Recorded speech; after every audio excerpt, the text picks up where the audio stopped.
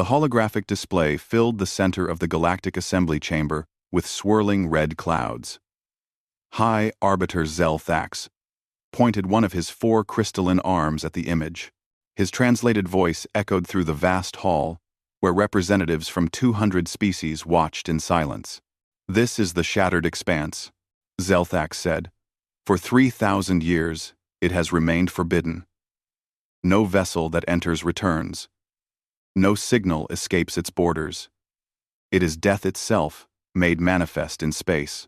Ambassador Min-Jun Choi sat in the newest section of the chamber, where humanity's delegation had been placed just 6 months ago. He was still getting used to the translation implant behind his ear. The device turned the clicks, hums, and telepathic pulses of alien speech into Korean. Then his own words into whatever language each listener needed. Min-Jun raised his hand. Several alien heads turned toward him. Some species had multiple eyes. Others had sensory organs he couldn't identify. All of them looked at humanity's representative with something between pity and contempt. "The human wishes to speak," Zelthax said. His tone suggested surprise that humanity dared to interrupt. "What makes the expanse so dangerous?" Min-Jun asked. A ripple of what might have been laughter moved through the chamber.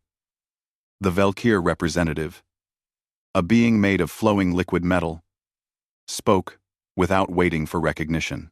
"Your species knows nothing of the galaxy," the Valkyr said. "The expanse tears apart the fabric of reality. Space and time fracture within its boundaries. Radiation levels exceed any natural occurrence. Ships malfunction. Crews go mad. The expanse does not kill quickly. It tortures first. How many expeditions have been sent?" Min-Jun asked. Zelthax gestured at the display. Names and dates appeared in glowing text. 47. Recorded attempts, over 3 millennia. The Cretan Empire sent their finest battle fleet 400 years ago. 300 ships entered. 0 returned. The Shen Collective sent automated probes with quantum processors that could calculate faster than biological minds. The probes sent back screaming before they went silent. "I see," Min-Jun said. He made notes on his datapad. "You will stay away from the Shattered Expanse," Zelthax said. It wasn't a suggestion. It was a command. "Your species is young. You have barely left your home system. The expanse would consume you in hours. We tell you this as mercy, not as threat." Min-Jun nodded and sat down. The assembly moved on to other matters. Trade disputes. Border negotiations. The usual business of a galaxy trying to maintain peace among hundreds of different civilizations. But Min-Jun kept thinking about the red clouds on the display. He thought about how every species in this chamber looked at humanity as primitive children who needed protection. He thought about how Earth had been classified as a Class 12 death world when first contact happened. The aliens had been horrified that humans evolved on a planet with such extreme weather, dangerous predators, and deadly diseases. They didn't understand that surviving Earth was what made humanity strong. 3 weeks later, Commander Ji-hoon Park stood on the bridge of the frontier vessel, Resilient Dawn. Around him, the crew of 200 worked at their stations. Through the main viewport, stars stretched in all directions. "Status report," Ji-hoon said. "All systems operational," replied Lieutenant Hai-Jin Lee from the tactical station. 23 ships in the fleet are ready. Supplies loaded. Colonization equipment secured. Ji-hoon pulled up the navigation chart. The red zone marked as Shattered Expanse dominated the display. His fleet was positioned at the edge, just outside the boundary that every civilization avoided. "They told us not to come here," said Dr. Seo-yeon Kim from the science station. She was humanity's best xenophysicist, someone who studied the physics of alien space. The Galactic Assembly was very clear. "They also told us we couldn't have faster-than-light travel," Ji-hoon said. "They said our fusion reactors were too unstable. They said our neural implants would drive us insane. They've been wrong about us before. This is different," So-yeon said. "Ships disappear in there. Advanced ships from civilizations millions of years older than us. And we need living space," Ji-hoon replied. "Earth is overcrowded. Our 3 colony worlds are filling up. The assembly won't grant us more territory because we're too new, too primitive. They give us the scraps, while billion-year-old empires control entire sectors. He looked at his crew. Young faces, old faces, scientists, soldiers, farmers, engineers. All of them had volunteered for this mission knowing they might never return. The expanse is 40 light-years across, Ji-hoon continued. Long-range scans show habitable planets inside, resources, space for billions of people. Everything humanity needs is in that red zone. And nobody else can take it. Because they're all too afraid. Or too smart, someone muttered. Ji-hoon smiled. Maybe. We'll find out. He sat in the commander's chair and gripped the armrests. All ships, this is Commander Park. We're going in. Stay in formation. Report any anomalies immediately. And remember, we're human. We've survived ice ages, plagues, world wars, and the void of space. Whatever's in the expanse, we can handle it. He nodded to the helm officer. Take us in. The fleet moved forward. The boundary of the shattered expanse appeared on sensors as a wall of distorted space-time. As the resilient dawn crossed the threshold, alarms began to sound. Radiation levels spiked, gravity fluctuated. The stars outside the viewport twisted into strange shapes. On every ship, crews braced themselves for death. But the ships didn't explode. The hulls didn't crack. The crews didn't go mad. They were still alive. Ji-hoon watched his status board carefully. Hull integrity at 98%. Life support stable. Engines functioning normally. He exhaled slowly. We're through the boundary, Hee-jin reported. Her voice carried surprise. All ships accounted for. No casualties. Seo-yeon stared at her instruments with wide eyes. This doesn't make sense. The radiation should have killed us. The space-time distortions should have torn us apart. But they didn't, Ji-hoon said quietly. Far away, in the Galactic Assembly, automated monitoring stations detected the human fleet's entry into the expanse.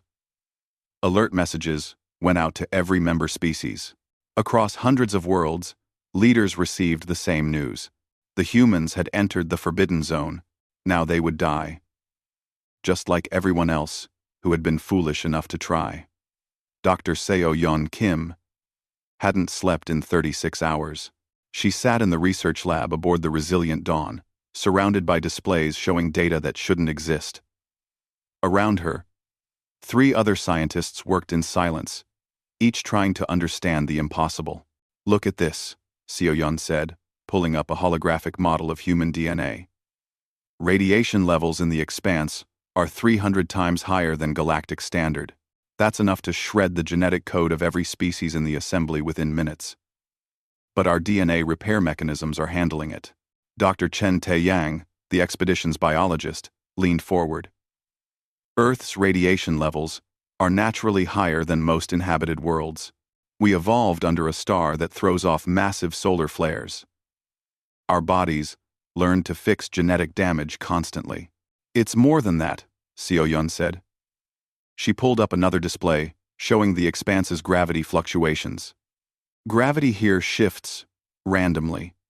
Sometimes it's twice normal. Sometimes it's nearly zero.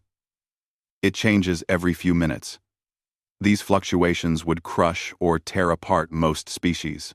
But not us, Tae-young said. Not us, Seo-yeon confirmed. Human bone structure is flexible. Our organs are suspended in protective cavities.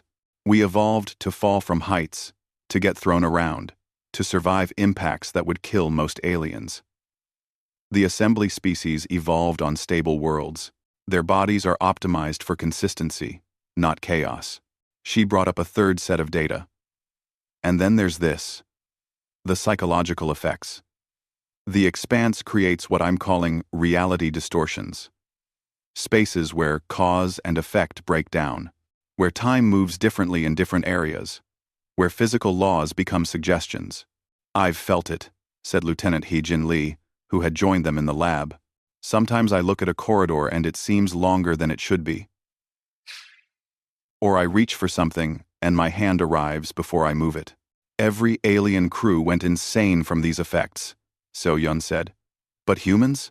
We're disturbed, confused, but not insane. Why? Tae-young pulled up psychological profiles. Human brains evolved to find patterns in chaos. We survived by being paranoid, by assuming threats everywhere.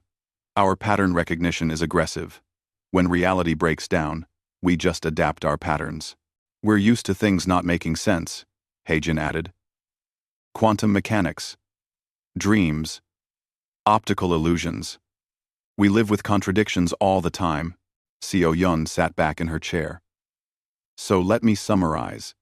The shattered expanse has extreme radiation, which kills species from stable star worlds but not death world survivors. It has chaotic gravity, which destroys rigid biological structures but not flexible ones. And it has reality distortions, which drive logical minds insane but merely confuses paranoid pattern seekers.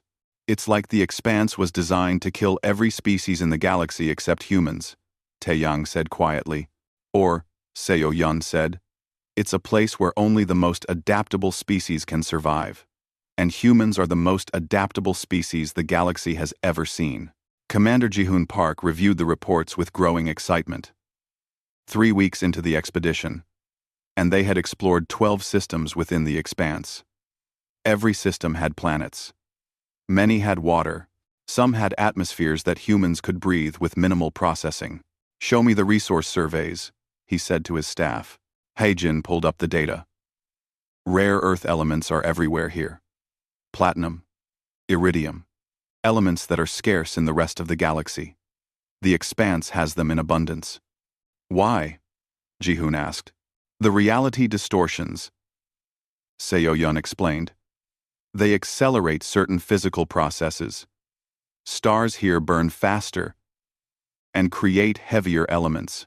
When those stars die, they scatter materials that would take billions of years to form elsewhere. So the same forces that kill everyone else are creating resources, Ji-hoon said. Exactly. Ji-hoon looked at the star charts. 40 light-years of unexplored, resource-rich space. Enough room for humanity to expand for centuries. All of it deadly to every other civilization. We're not just surviving here, he said. We're going to thrive. In the Galactic Assembly, High Arbiter Zelthax watched the monitoring reports with disbelief. 3 weeks had passed since the human fleet entered the shattered expanse. Every projection model said they should be dead by now. This is impossible, Zelthax said. Confirm the sensor readings. The Velkir representative flowed across the floor to the central display. Confirmed. Confirmed. 23 human vessels remain active within the expanse. They are moving between systems. They are conducting surveys. They are establishing orbital platforms. Send observers, Zelthax commanded. 2 days later, a multi-species observation ship approached the expanse boundary. The crew of 15 represented 7 different civilizations, each volunteering to witness humanity's fate. Their ship had the best shielding technology the galaxy could provide. Crossing the boundary, the pilot announced. Immediately, every crew member felt it. The wrongness, the sensation of reality bending. Radiation warnings filled the displays. Gravity fluctuated wildly. Through the viewport, space itself seemed to twist. Hull integrity at 70% and falling, someone shouted.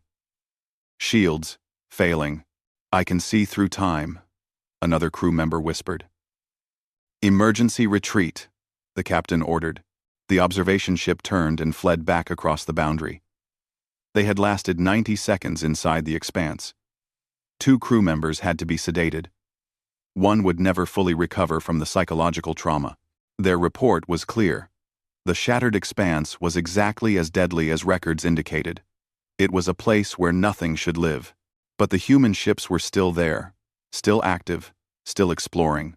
Commander Park received word of the observation attempt. He smiled grimly as he read the report. They still don't understand, he told his senior staff.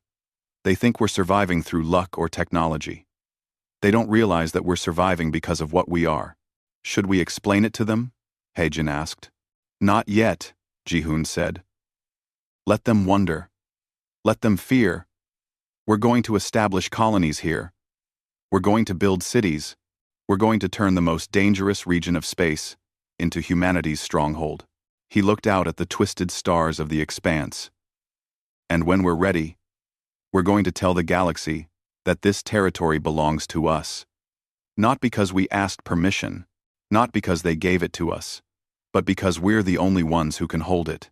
Seo-yeon pulled up a long-range scan. Commander, there's something you should see. The expanse has a center point.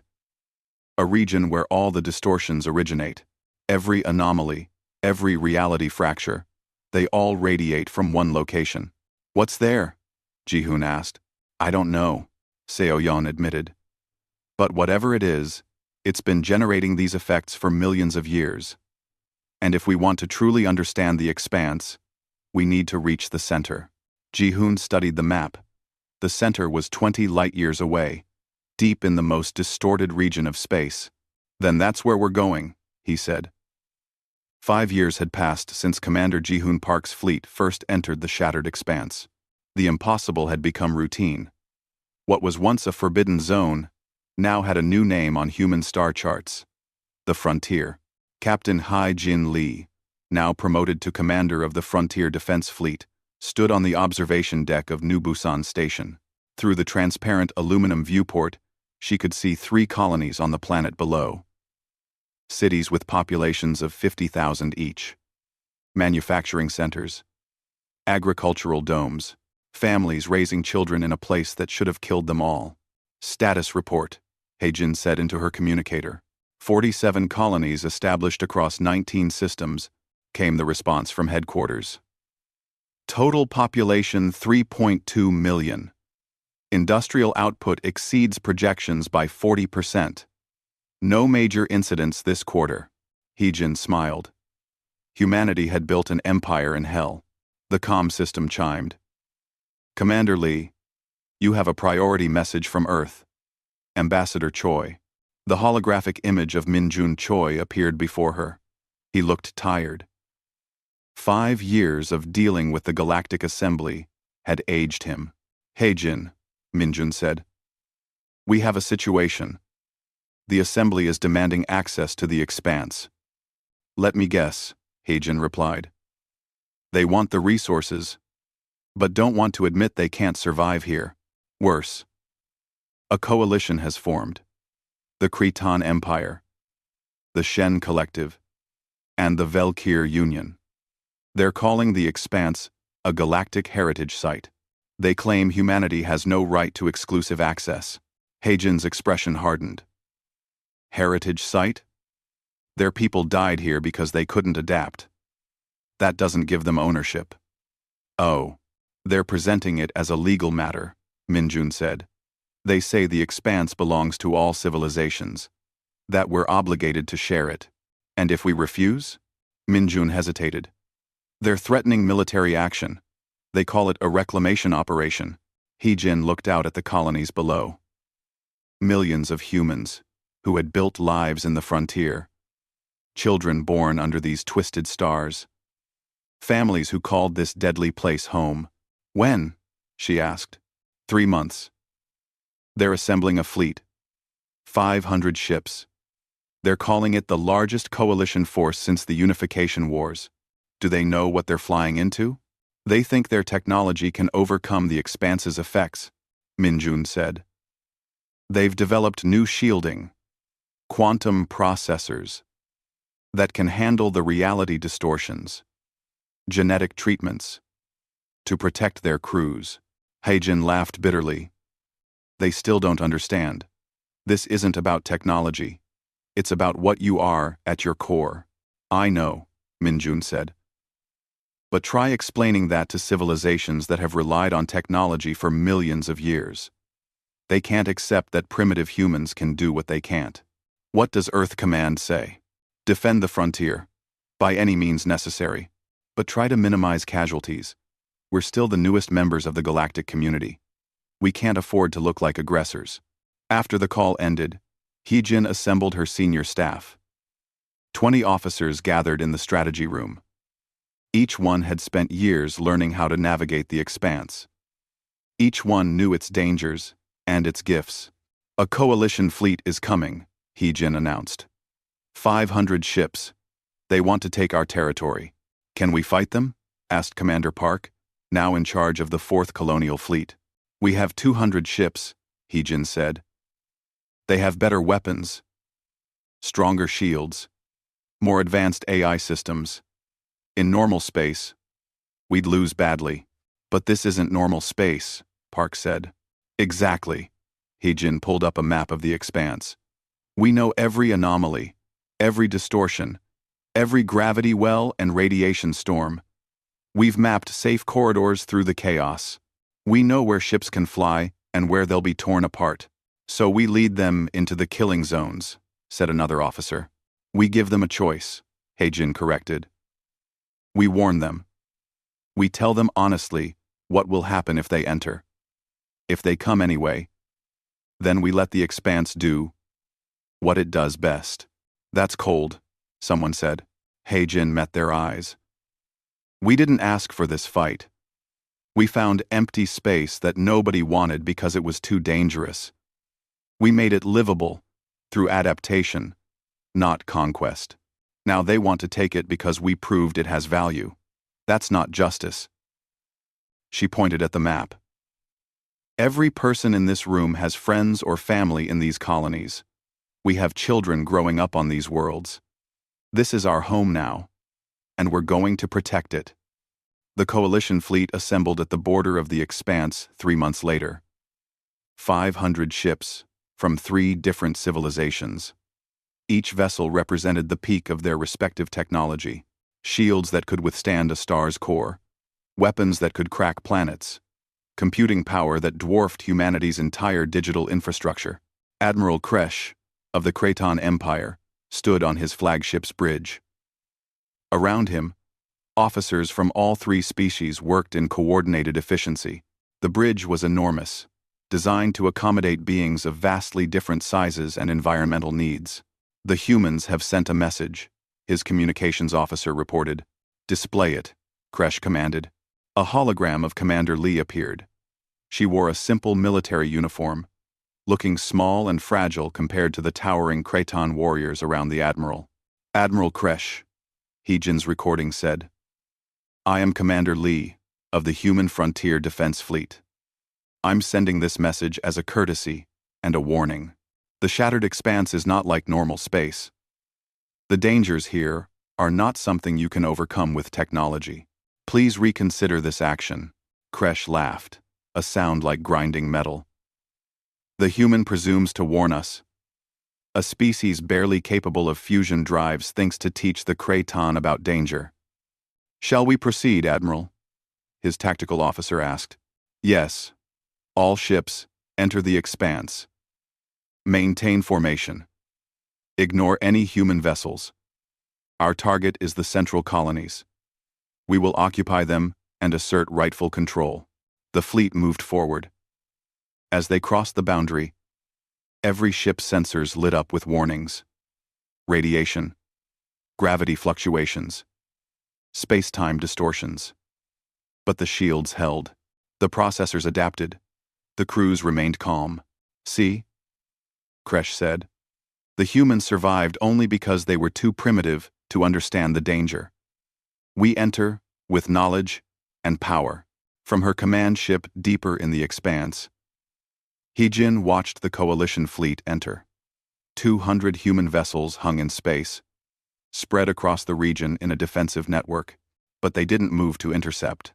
They're maintaining formation, her tactical officer reported, following the standard approach vector, which takes them through the Crimson Corridor, Hee-jin said quietly. Should we warn them again? Hee-jin shook her head.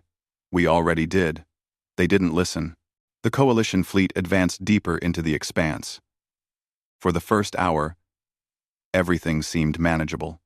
The shields flickered under the radiation. The gravity fluctuations were uncomfortable.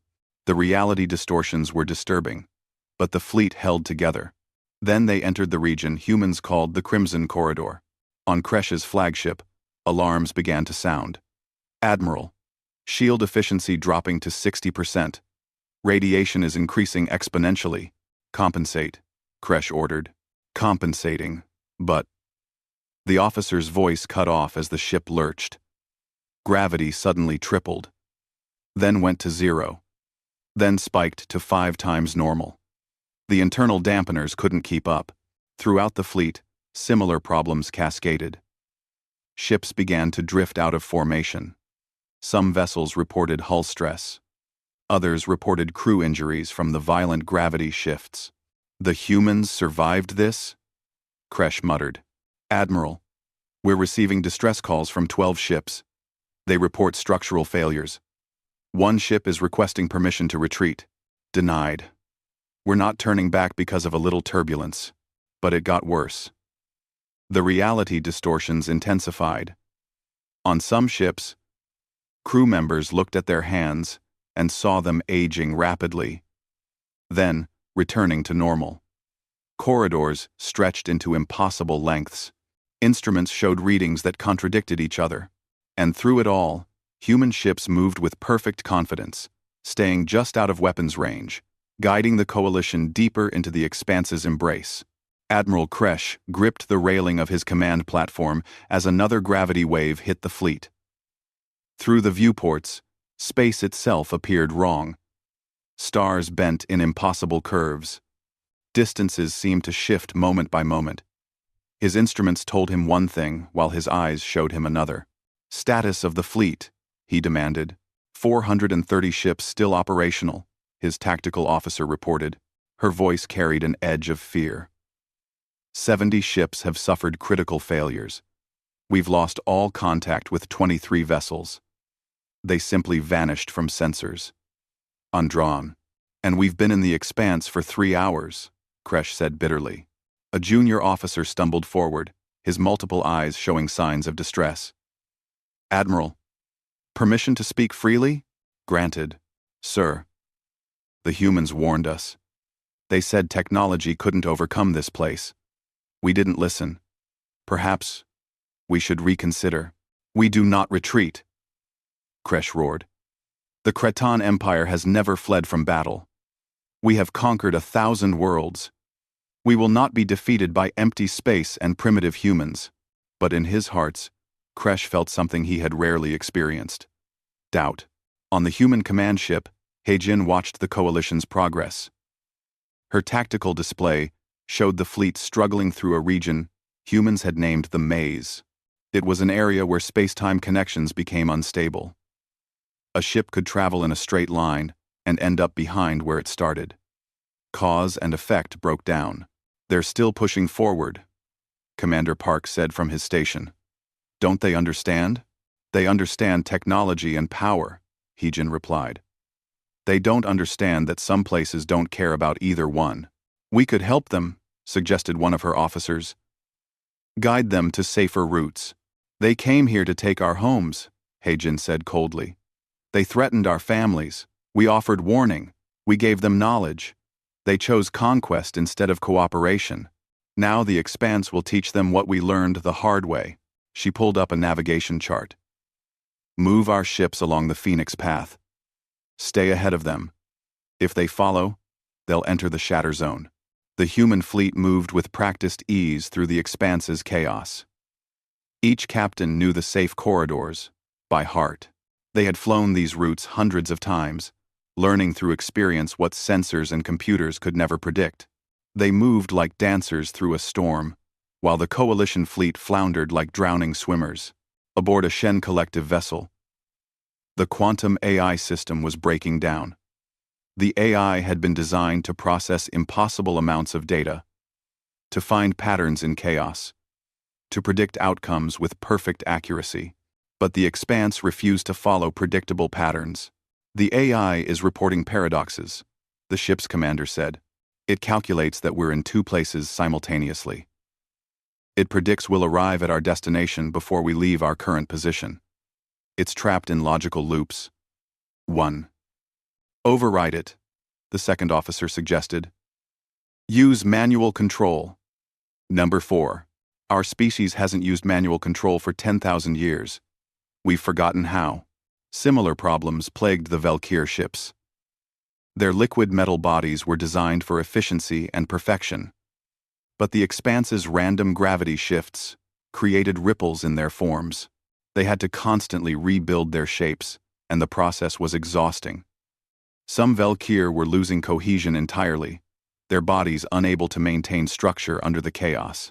The Coalition fleet's communication network was falling apart. Messages arrived before they were sent. Some ships received distress calls from vessels that were still reporting normal status. Coordination became impossible when time itself wasn't reliable. Admiral Kresh realized the terrible truth. They weren't fighting humans. They were fighting the fundamental nature of this space, and they were losing. New contact, his sensor officer said. Human ships ahead. They're not moving, just hovering in place. How many? 50 vessels. They're arranged in a defensive formation around a fixed point. Kresh studied the tactical display. The human ships were positioned near the boundary of what his sensors could barely identify as an even more severe distortion. The readings from that region made no sense at all. They're guarding something, Kresh said. Or trying to prevent us from going further. A communication request came through from one of the human ships. Kresh accepted it. Commander Lee's image appeared. She looked calm. Not like someone facing impossible odds against a superior force. Admiral Kresh, Heejin said. You need to turn back now. What's ahead is the Shatter Zone, the most unstable region of the Expanse. Your ships won't survive it. You survived it, Kresh replied. No. Heijin corrected. We avoid it. We don't enter the Shatter Zone unless absolutely necessary. And when we do, we take extreme precautions. There's a difference between surviving in the Expanse and being suicidal. Kresh felt anger rising. You mock us. You think we're weak because we struggle where you thrive. But I see through your tactics. You want us to retreat so you can claim victory without fighting. I want you to survive. Heejin said quietly. Admiral, I know what the Galactic Assembly thinks of humans. Primitive. Crude. Lucky Deathworlders who stumbled into technology. But we're not your enemies. We just want to live in peace, in a place nobody else wanted. A place rich in resources, Kresh countered. A strategic territory that would give your species enormous advantages. Yes, Heejin admitted. Because we can live here. And you can't. That's not our fault. That's just reality. Then we will take the reality we want, Kresh said. All ships, advance. Push through the human line. Show them that the Coalition does not surrender. The communication cut off. Heejin sighed deeply. They're not going to listen, Park said. No, Heijin agreed. Pull our ships back. Give them room to pass. Let them enter the Shatter Zone. Commander, we could stop them, force them to turn back. At what cost? Heejin asked. We'd take casualties. They'd take worse casualties. And for what? So we can be the ones who killed them, instead of letting the Expanse do it? No. We warned them. Multiple times. We offered them knowledge. They chose pride over wisdom. The human ships moved aside, opening a path. The Coalition fleet advanced cautiously, expecting a trap or ambush. But the humans simply watched as 500 ships moved past them and entered the Shatter Zone. For the first few minutes, the Coalition fleet continued forward. Then, the reality distortions reached critical levels. Space didn't just bend. It broke. Aboard Kresh's flagship, the hull began to fragment. Not from any weapon or impact, but because different parts of the ship existed in different time states. The front was 1 second ahead of the middle. The rear was 3 seconds behind. The stress tore the vessel apart. Throughout the fleet, ships simply came apart. Some imploded. Some exploded. Some vanished into dimensions that shouldn't exist. Crew members experienced time moving backward, forward, and sideways all at once. The psychological trauma was instant and absolute. "Emergency retreat," Kresh screamed. "All ships, emergency retreat," but many ships couldn't respond. Their crews were catatonic. Their systems were failing. Their hulls were breaking. Of the 430 ships that entered the shatter zone, only 147 made it out. The retreat was chaotic, panicked, and devastating. Ships collided with each other trying to flee. Some took wrong turns and got lost in the maze of distorted space. Others suffered complete system failures and had to be abandoned. The human fleet watched in silence as the remnants of the coalition limped back toward normal space. They didn't fire a single shot. They didn't need to. Admiral Kresh sat in his emergency pod, his flagship destroyed behind him. Around him, survivors in other pods floated in the relative safety of the Expanse's outer regions. They waited for rescue ships from normal space to come retrieve them. Through his pod's small viewport, Kresh could see human vessels moving among the debris. They were rescuing survivors, pulling escape pods to safety, providing medical assistance to injured crew members. A human ship approached his pod. A voice came through his emergency communicator. "Admiral Kresh, this is Commander Lee. We're here to help. Please stand by for retrieval." Kresh felt shame deeper than any defeat in battle. The humans weren't gloating. They weren't celebrating. They were showing mercy. "Why?" Kresh asked through the communicator. "Why help us after what we tried to do?" Hagen's voice replied softly. "Because we're human. And humans know what it's like to be helpless in a hostile environment. We don't leave people to die. Even former enemies. That's not who we are." As his pod was pulled into the human ship's bay, Kresh realized something. The humans hadn't won through superior firepower or better technology. They had won by being exactly what every other species had dismissed them as. Adaptable survivors who thrived in impossible conditions and still maintained their humanity, even when they didn't have to. The emergency session of the Galactic Assembly was the most attended meeting in 3 centuries. Representatives from every member species filled the chamber. Holographic feeds streamed to billions of viewers across the galaxy. Everyone wanted to see what would happen next. High Arbiter Zelthax stood at the center podium, his crystalline form reflecting the worried faces around him. The Coalition fleet entered the shattered expanse 3 weeks ago. Of 500 ships, only 147 returned. Casualties exceeded 30,000 individuals. A wave of shocked murmurs moved through the chamber.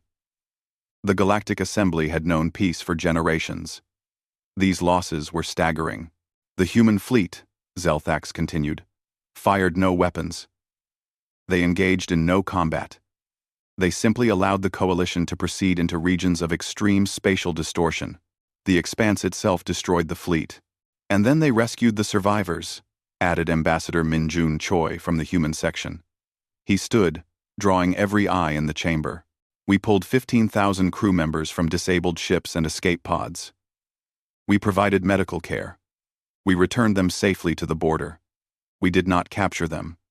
We did not ransom them. We helped them because it was the right thing to do."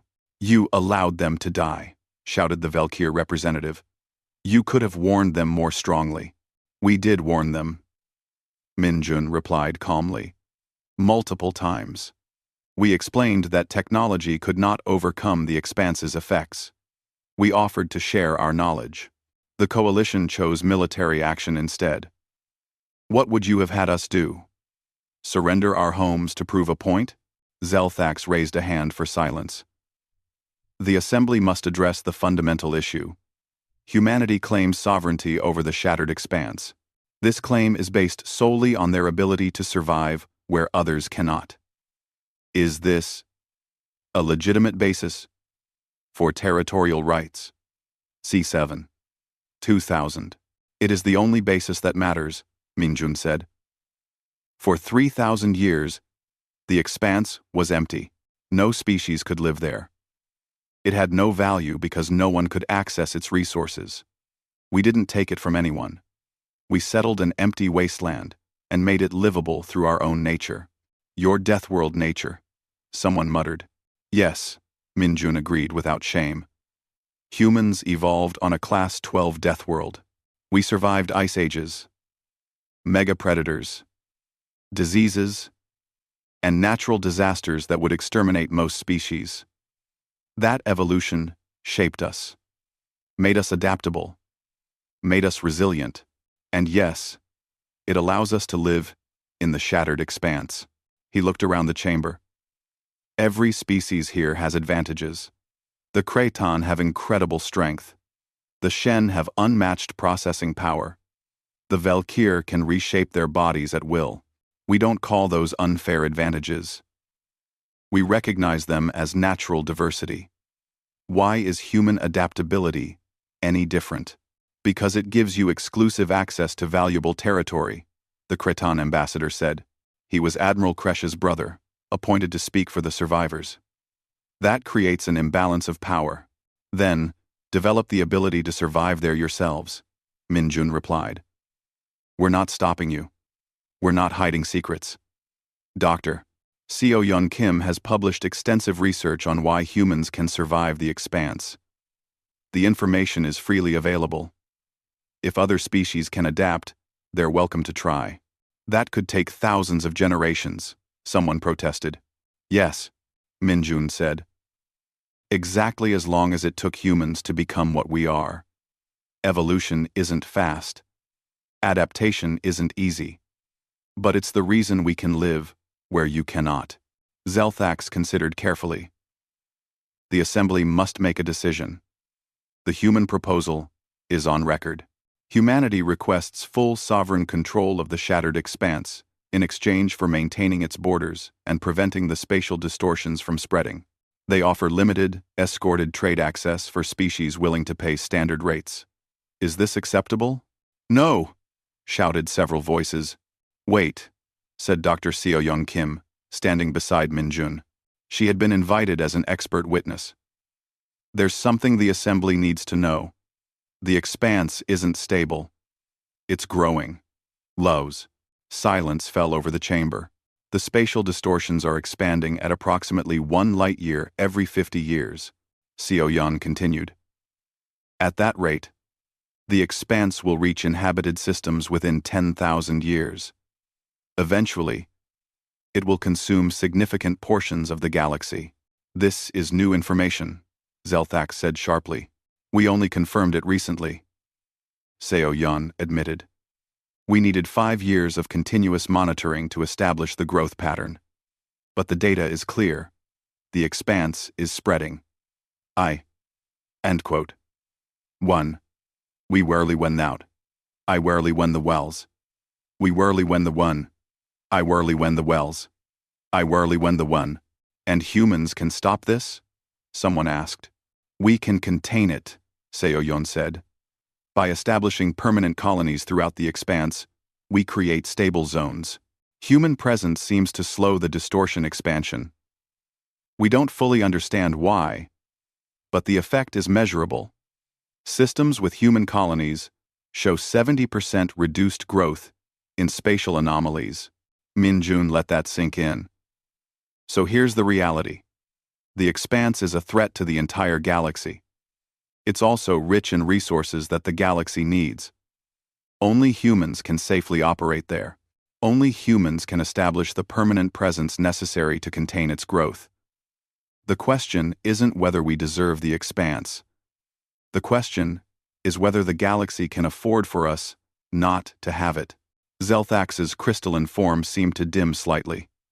It was a sign of deep thought in his species. You're saying the Assembly needs humanity to control the expanse. I'm saying everyone benefits from this arrangement, Minjun replied. We get territory we can actually use. You get protection from an expanding danger zone. You get access to rare resources through trade. And the galaxy remains stable. Nobody loses, except pride. The Kraton ambassador stood. I witnessed the aftermath firsthand. I helped retrieve my brother from the human rescue ship. The humans treated our survivors with respect and care, even after we attacked their territory. They have proven themselves capable and honorable. He looked directly at Minjun. The Cretan Empire withdraws all claims to the shattered expanse. We recognize human sovereignty over that region, and we apologize for our aggression. It was unprecedented. The proud Cretan never apologized, never admitted fault. But the disaster in the expanse had taught them humility. Other species began to speak. Some still protested, some demanded conditions, but slowly, a consensus formed.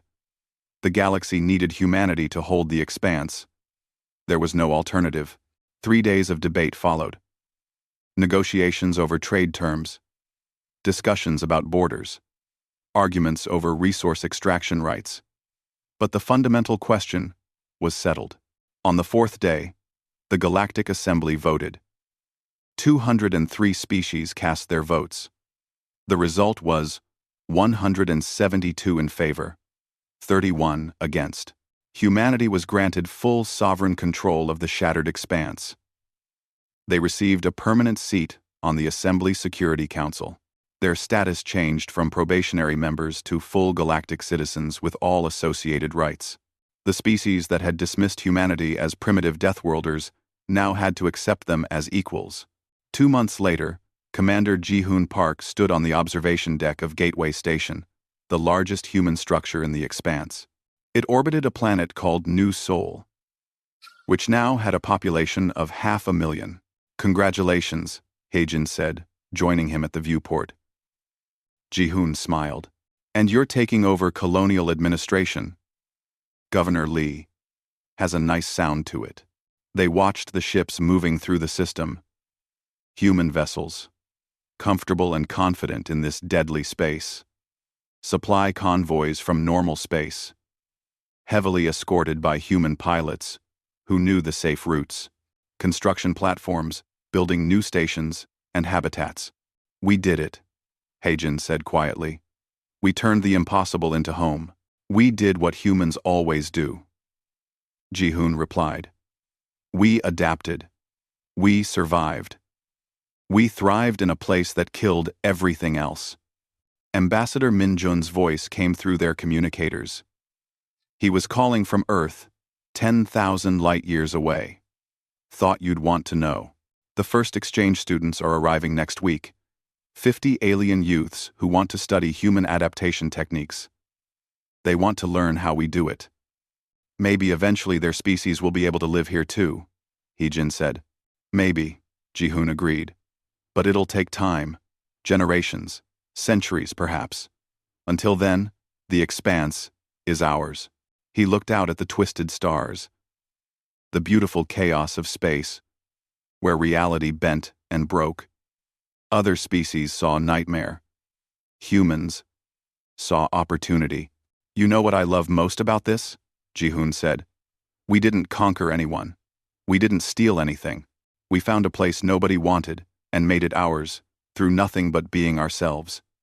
That's the most human thing possible." Far away, in the depths of the expanse, more human ships were exploring, finding new worlds, establishing new colonies. Children were being born who would never know life in normal space.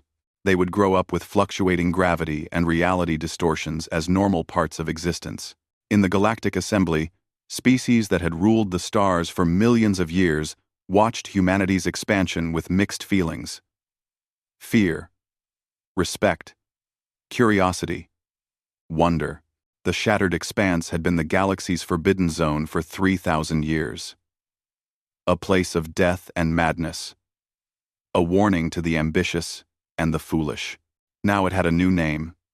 Spoken in every language, known on every world, humanity's domain. And every star in the galaxy whispered the truth that the proud had learned too late. The humans didn't conquer the forbidden territory. They simply lived there. And in living, they proved that sometimes the greatest strength isn't overcoming your environment, but becoming one with it. The galaxy had feared the expanse because it was deadly. Now they feared it because it belonged to humans. And in humanity's hands, even death itself had learned to kneel.